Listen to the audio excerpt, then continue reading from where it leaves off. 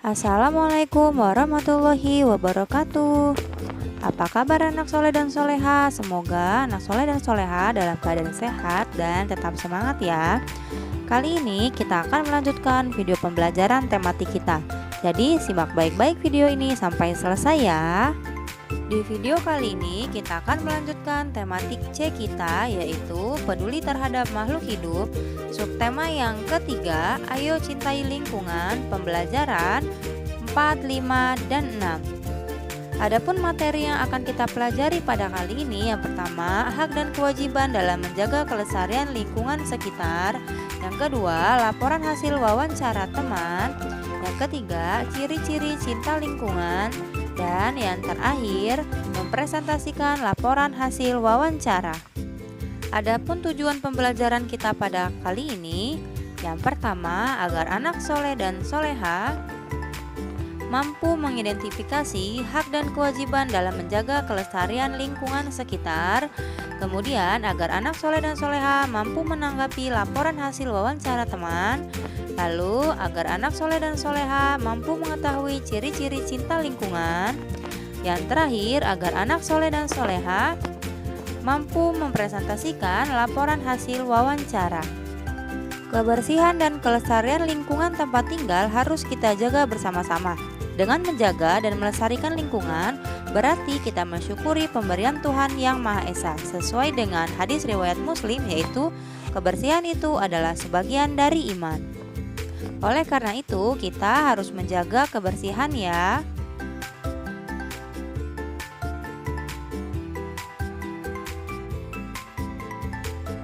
Perhatikan gambar berikut ini.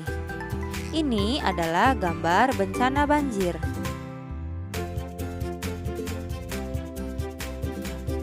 Video ini merupakan bencana yang timbul akibat kelestarian lingkungan yang tidak terjaga, yaitu banjir.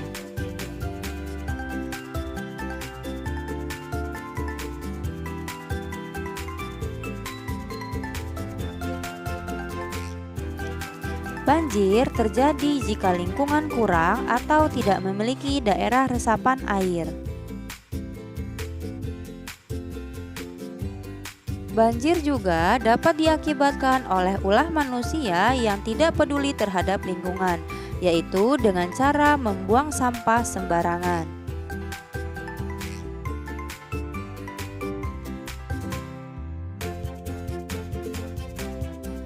Sampah yang dibuang masyarakat sembarangan tadi akan mengakibatkan saluran air yang tersumbat, sehingga daerah tersebut terkena bencana banjir.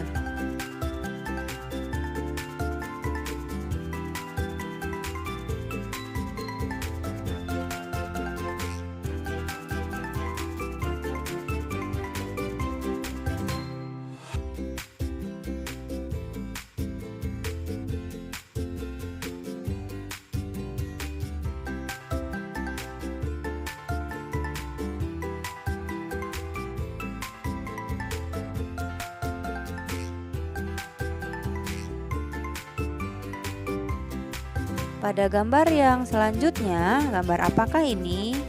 Ya, ini adalah gambar bencana tanah longsor. Tanah longsor dapat terjadi karena kondisi tanah yang mengalami pengikisan oleh air. Tanah yang terkikis disebabkan oleh kurangnya tumbuhan yang mampu menahan pergerakan tanah.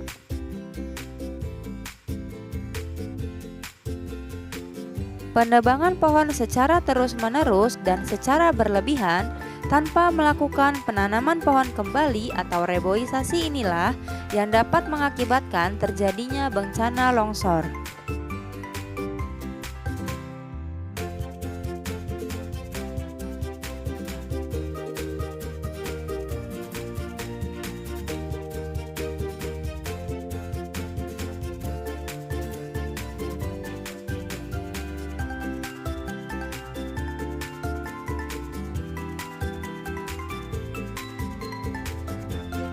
Nah, inilah dua bencana yang dapat ditimbulkan jika kewajiban merawat lingkungan tidak kita jalankan dengan baik. Oleh karena itu, agar kita terhindar dari bencana tersebut, maka kita wajib merawat lingkungan kita dengan baik mulai dari sekarang.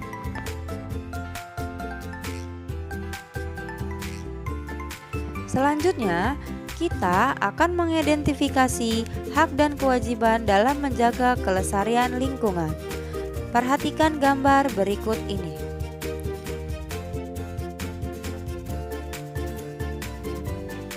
Pada gambar yang pertama, merupakan gambar membuat beton di bantaran sungai. Pada gambar yang kedua, yaitu membakar sampah sembarangan. Pada gambar yang ketiga, yaitu membuang sampah ke tempat sampah sesuai dengan jenisnya. Dan pada gambar yang terakhir, yaitu melakukan penanaman pohon kembali atau reboisasi. Nah, dari keempat gambar ini, kita akan mengidentifikasi apa dampak yang akan terjadi pada setiap gambar. Pada gambar yang pertama, apakah merupakan contoh sikap peduli terhadap lingkungan? Ya, karena membuat beton di bantaran sungai dapat menghalangi air sungai yang masuk ke pemukiman ketika musim hujan tiba. Lalu pada gambar yang selanjutnya, apakah merupakan sikap peduli terhadap lingkungan? Ya, tidak. Karena membakar sampah sembarangan dapat menyebabkan polusi udara. Selanjutnya, pada gambar yang ketiga, membuang sampah ke tempat sampah sesuai jenisnya, apakah merupakan sikap peduli terhadap lingkungan? Ya, karena memisahkan sampah sesuai jenisnya dapat memudahkan untuk mendaur ulang sampah. Pada gambar yang keempat, apakah merupakan sikap yang peduli terhadap lingkungan?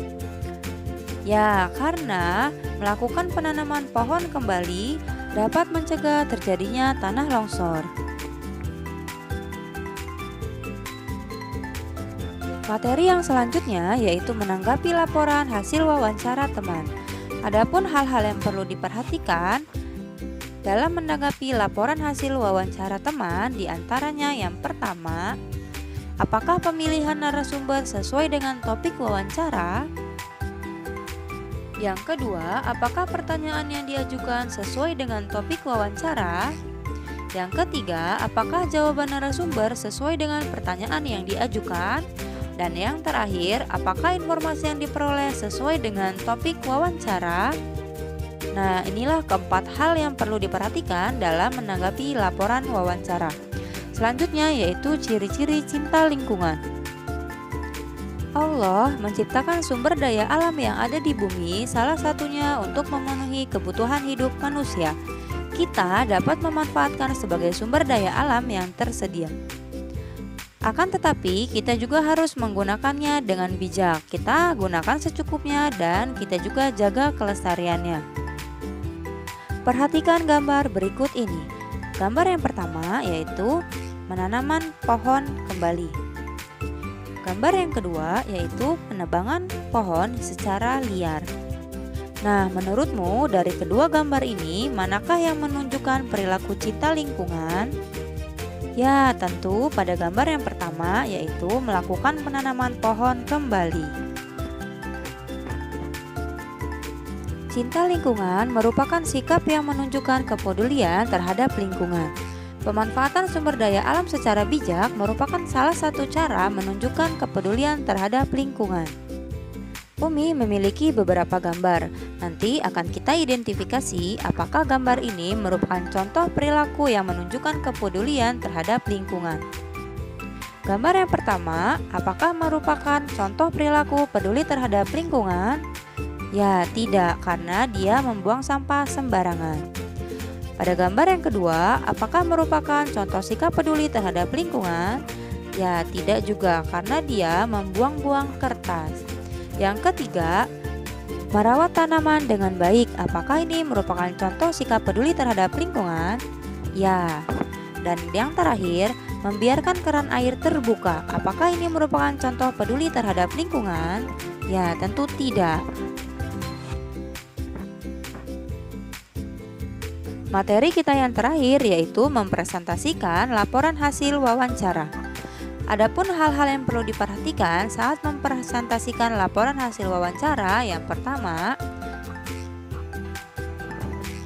topik wawancara, yang kedua, identitas narasumber, yang ketiga, waktu dan tempat pelaksanaan wawancara, kemudian informasi yang didapatkan dari hasil wawancara, kemudian kesimpulan wawancara, dan yang terakhir kritik dan saran tentang wawancara yang sudah dilakukan.